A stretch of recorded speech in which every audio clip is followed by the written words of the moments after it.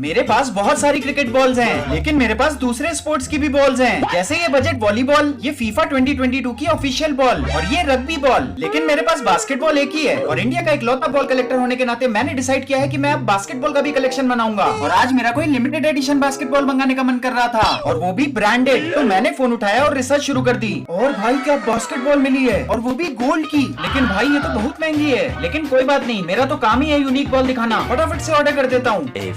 आप में से जो लोग भी बास्केटबॉल खेलते हैं उनको ये बॉल देख के बहुत मजा आने वाला है। तो भाई थोड़ा मजा मेरे साथ भी बांटो, वीडियो को लाइक करो और चैनल को सब्सक्राइब करो। पहले तो जल्दी से इसमें हवा भर लेते हैं। तो गाइज ये है विल्सन की gold edition NBA series basketball और इसका प्राइस है 35